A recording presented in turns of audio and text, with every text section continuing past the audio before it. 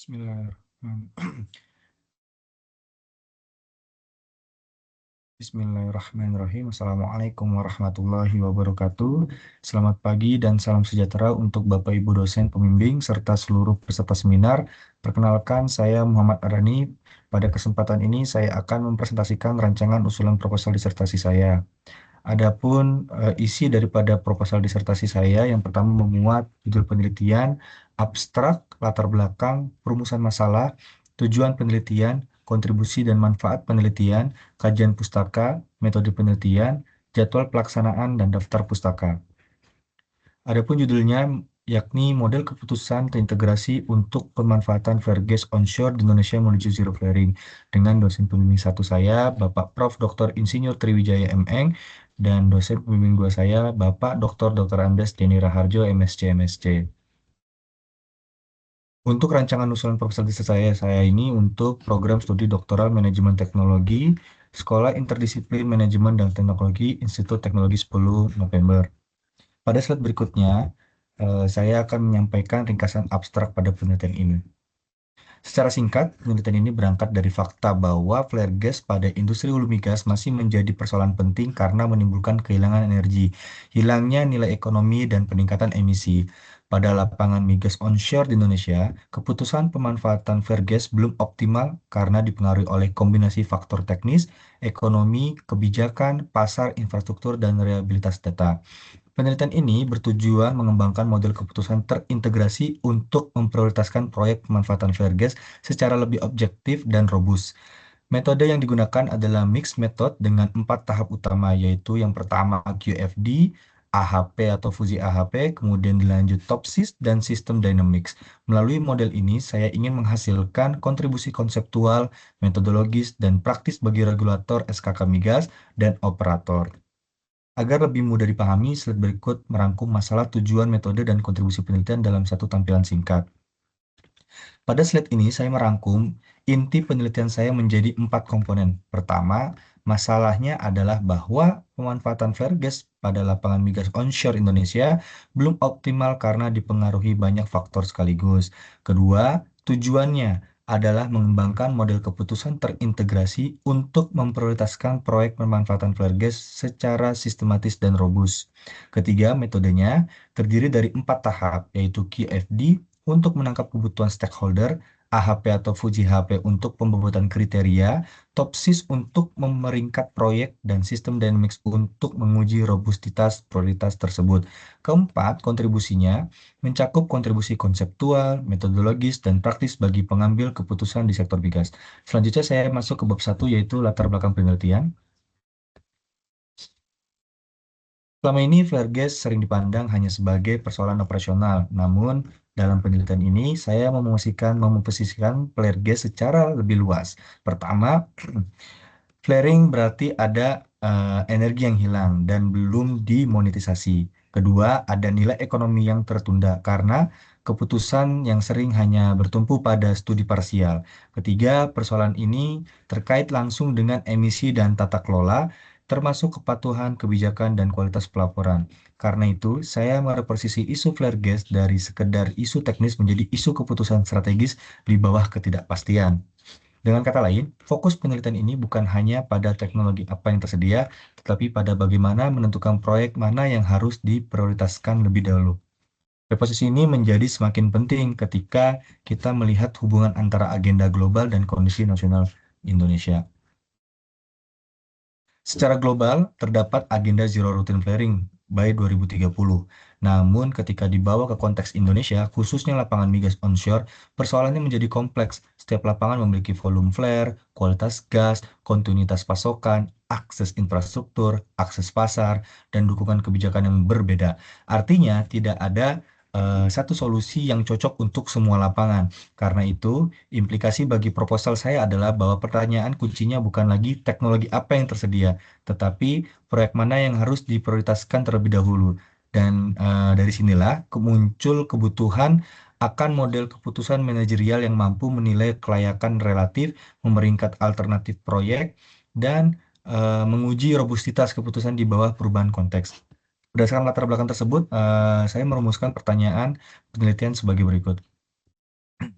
Rumusan masalah penelitian ini saya susun dalam 5 pertanyaan yang bergerak secara logis. Pertama, bagaimana membangun struktur keputusan untuk prioritisasi proyek pemanfaatan flare gas berdasarkan faktor teknis, ekonomi, kebijakan, pasar, infrastruktur, dan reliabilitas data. Kedua, bagaimana menentukan bobot relatif setiap kriteria dan subkriteria eh, secara sistematis melalui expert judgment. Ketiga, alternatif atau utilisasi flare gas apa yang paling layak pada berbagai karakteristik lapangan onshore yang masih memiliki rutin flaring. Keempat, bagaimana alternatif proyek tersebut diprioritaskan secara objektif menggunakan model multi kriteria. Kelima, sejauh mana prioritas proyek tersebut tetap robust di bawah perubahan kebijakan pasar, infrastruktur, dan ketidakpastian data. Jadi, arah pertanyaan-pertanyaan saya bergerak dari pembentukan struktur keputusan menuju evaluasi robustitas prioritas proyek. Rumusan masalah tersebut kemudian saya turunkan ke dalam tujuan penelitian. Tujuan umum penelitian ini adalah mengembangkan model keputusan terintegrasi untuk prioritisasi proyek pemanfaatan flare gas pada industri hulu migas onshore di Indonesia di bawah ketidakpastian kebijakan dan data. Secara khusus, ada 5 tujuan. Pertama, membangun struktur keputusan berdasarkan faktor teknis, ekonomi, kebijakan, pasar, infrastruktur, dan reliabilitas data. Kedua, menentukan bobot relatif kriteria dan subkriteria menggunakan AHP atau fusi AHP. Ketiga, menentukan opsi atau utilisasi flare gas yang paling layak pada berbagai karakteristik lapangan. Keempat, memprioritaskan alternatif proyek menggunakan topsis. Kelima, mengevaluasi robustitas keputusan prioritas proyek melalui analisis sensitivitas dan sistem dinamik. Selain tujuan, saya juga menyiapkan kontribusi dan manfaat penelitian ini pada level ilmiah, praktis, dan strategis. Kontribusi penelitian ini saya bagi menjadi 3 kontribusi konseptual, yaitu mereposisi flare gas dan isu teknis menjadi persoalan prioritisasi proyek multi kriteria. Kontribusi metodologis yaitu mengintegrasikan QFD, AHP atau fusi AHP, topsis, dan sistem dynamics dalam satu arsitektur keputusan. Dan kontribusi empiris atau praktis yaitu menyediakan model keputusan yang dapat digunakan oleh regulator, SKK migas, dan operator. Dari sisi manfaat, bagi regulator, penelitian ini dapat menjadi dasar perancangan instrumen kebijakan yang lebih tepat sasaran bagi SKK migas. Penelitian ini juga dapat mendukung penentuan prioritas aset dan proyek yang lebih terstruktur. Bagi operator, penelitian ini mendukung keputusan investasi yang lebih layak, relevan, dan robust. Secara strategis, penelitian ini juga mendukung agenda dekarbonisasi dan efisiensi pengelolaan sumber daya energi nasional. Setelah menjelaskan kontribusi penelitian, saya masuk ke bab 2 yaitu kajian pustaka. Pada bab 2, kajian pustaka saya susun bergerak dari landasan teoritis, kemudian sintesis literatur, identifikasi celah penelitian, hingga penegasan kebaruan penelitian. Jadi, bab ini tidak hanya merangkum literatur, tetapi juga memosisikan penelitian saya di antara studi-studi sebelumnya.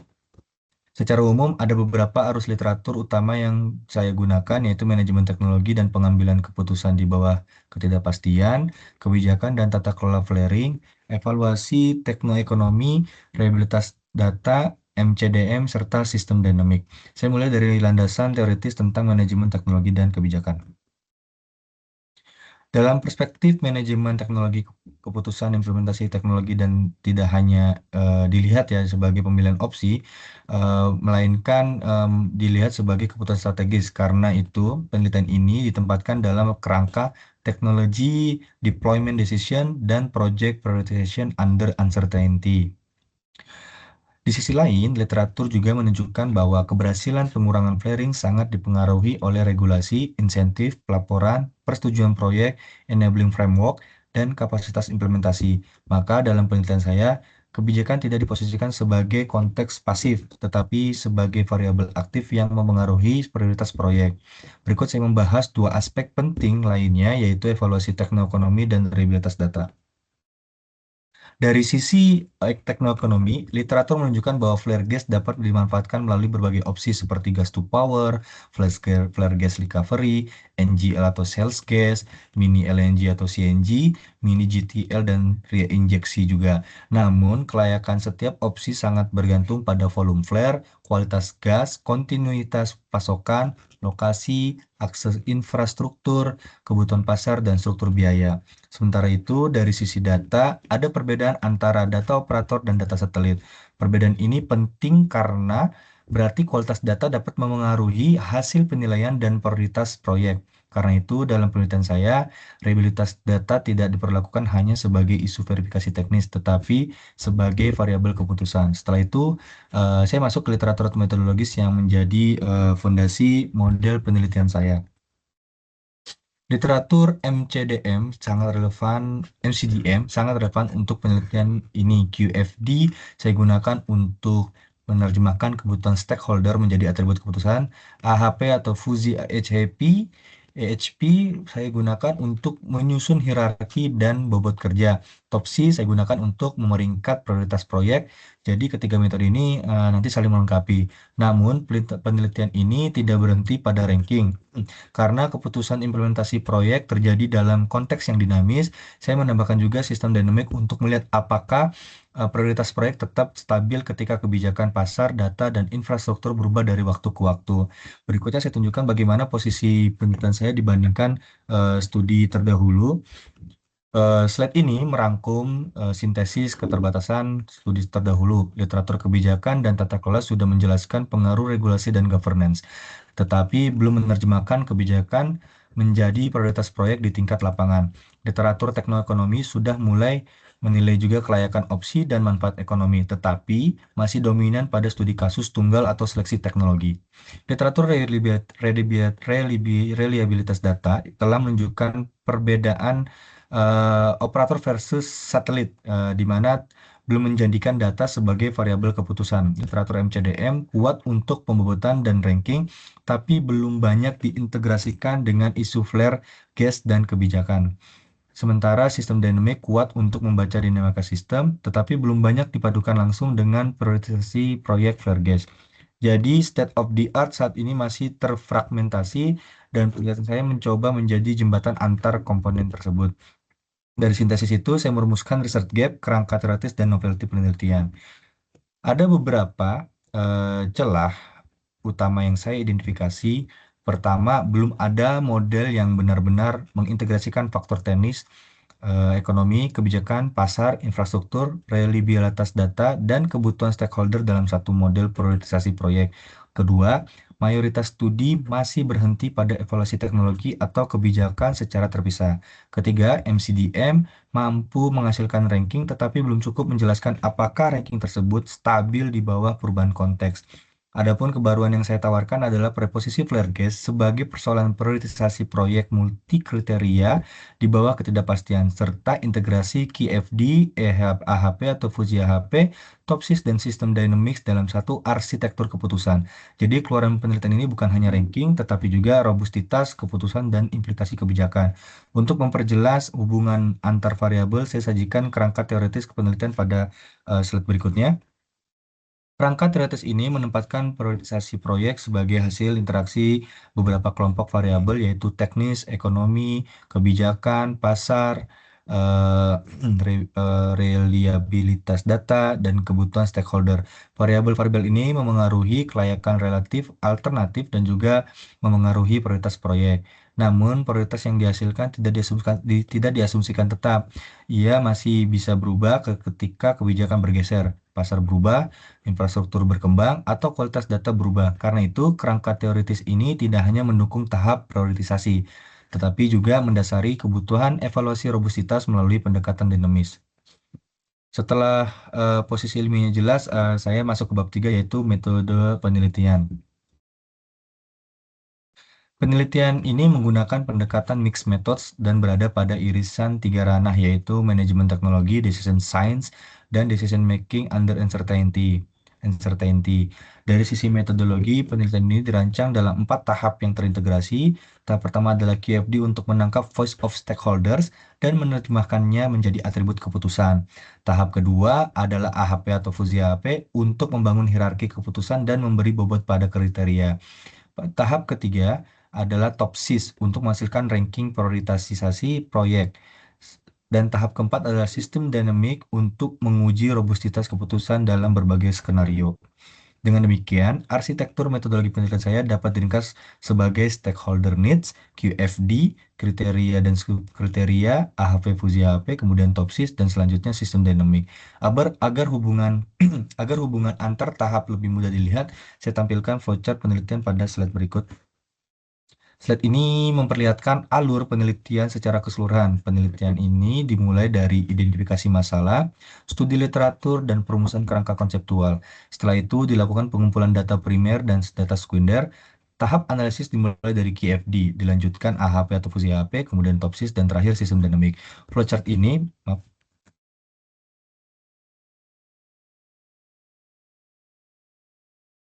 Flowchart ini penting karena menunjukkan bahwa metodologi saya tidak berupa kumpulan alat yang berdiri sendiri.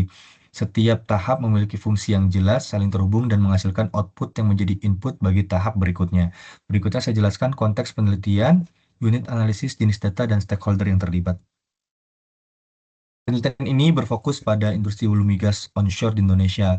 Konteks onshore saya pilih agar lingkungan operasional dan yang dianalisis relatif lebih homogen dibanding offshore, khususnya dari sisi akses infrastruktur dan relevansi kebijakan domestik. Unit analisis penelitian adalah alternatif proyek pemanfaatan flare gas pada lapangan onshore yang masih menghasilkan rutin flaring. Data yang digunakan terdiri dari data primer dan data sekunder. Data primer diperoleh dari wawancara semi-struktur, expert judgment, diskusi pakar, dan kuesioner AHP atau puji HP.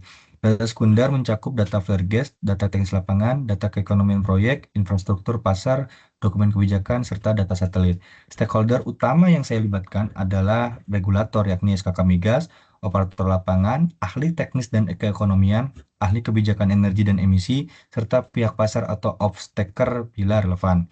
Data dan stakeholder tersebut kemudian diterjemahkan ke dalam 6 kelompok variabel utama penelitian. Pada slide ini, saya menunjukkan 6 kelompok variabel utama yang menjadi fondasi model keputusan. Pertama, variabel teknis. Kedua, variabel ekonomi. Ketiga, variabel kebijakan. Keempat, variabel pasar. Kelima, variabel infrastruktur. Dan keenam, variabel reliabilitas data. Yang perlu saya tekankan adalah bahwa keenam kelompok variabel ini tidak langsung diasumsikan final. Hasil KFD terlebih dahulu digunakan untuk memvalidasi dan memprioritaskan atribut mana yang benar-benar penting menurut stakeholder. Setelah itu barulah atribut tersebut dibawa ke struktur keputusan AHP atau fusi AHP. Kalimat yang tentang QFD AHP ini akan dijelaskan pada slide berikutnya. Pada tahap pertama, QFD berfungsi untuk menangkap kebutuhan stakeholder dan menerjemahkannya menjadi atribut keputusan melalui host of quality.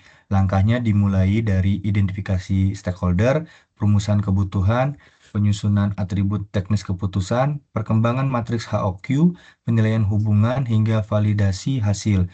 Output tahap ini adalah atribut keputusan yang tervalidasi dan prioritas awal atribut.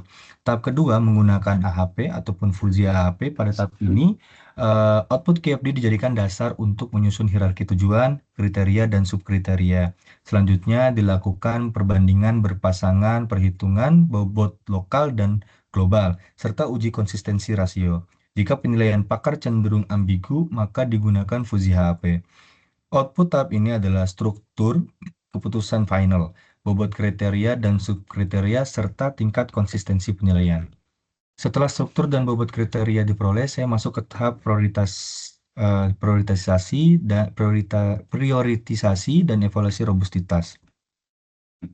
Tahap ketiga menggunakan topsis untuk memprioritaskan alternatif proyek. Caranya adalah dengan menyusun matriks keputusan, melakukan normalisasi, memberi bobot berdasarkan hasil AHP atau fusi AHP, menghitung solusi ideal positif dan negatif, lalu memperoleh nilai kedekatan relatif tiap alternatif. Hasil utamanya adalah ranking prioritas proyek. Tahap keempat menggunakan sistem dynamics. Di sini saya menyusun causal loop diagram dan stock flow structure. Kemudian mensimulasikannya berbagai skenario kebijakan, pasar, infrastruktur, dan kualitas data. Tujuannya adalah melihat apakah prioritas proyek tetap stabil, proyek mana yang sensitif, dan bagaimana implikasi kebijakannya.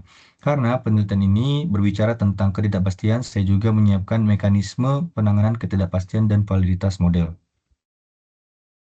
Penanganan ketidakpastian saya susun dalam 3 lapisan. Pertama, ketidakpastian kebutuhan stakeholder yang ditangani melalui triangulasi, validasi QFD, dan pengelompokan kebutuhan yang serupa. Kedua, ketidakpastian bobot yang ditangani dengan fuzzy AHP dan uji sensitivitas bobot. Ketiga, ketidakpastian data performa dan sistem yang ditangani melalui interval data, skenario low base high, variasi operator versus satelit, dan simulasi dinamis.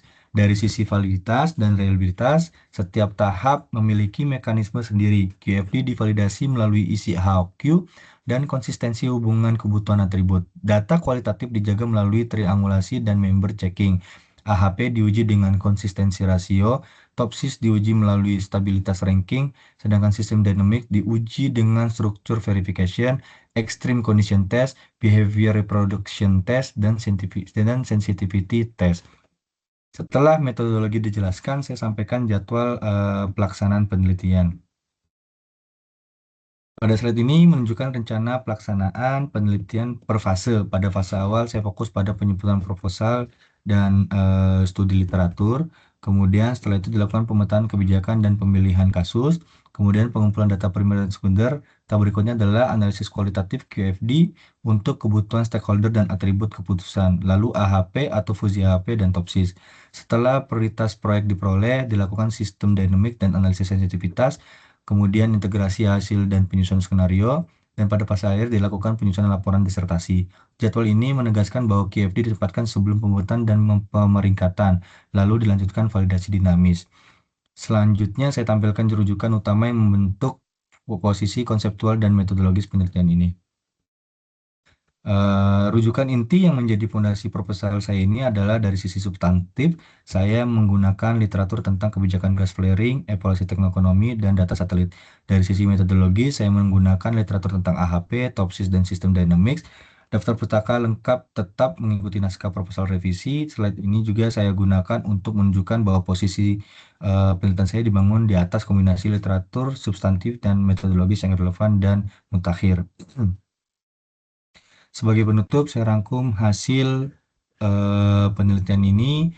Rancangan usulan proposal disertasi ini diharapkan untuk menghasilkan model keputusan terintegrasi yang tidak hanya memeringkatkan alternatif proyek ataupun proyek pemanfaatan flare gas, tetapi juga menguji apakah prioritas tersebut tetap kuat ketika kebijakan berubah dan data tidak sepenuhnya pasti. Luaran yang saya targetkan adalah tiga hal utama. Pertama, kriteria keputusan yang tervalidasi oleh stakeholder. Kedua, bobot formal dan ranking prioritas proyek. Ketiga, robustitas keputusan beserta implikasi kebijakannya. Dengan demikian, penelitian ini diharapkan dapat memberikan kontribusi akademik sekaligus manfaat praktis bagi pengambil keputusan di sektor migas. Demikian presentasi saya. Terima kasih atas perhatian Bapak Ibu. Saya sangat mengharapkan masukan dan arahan untuk penyempurnaan proposal ini. Wassalamualaikum warahmatullahi wabarakatuh.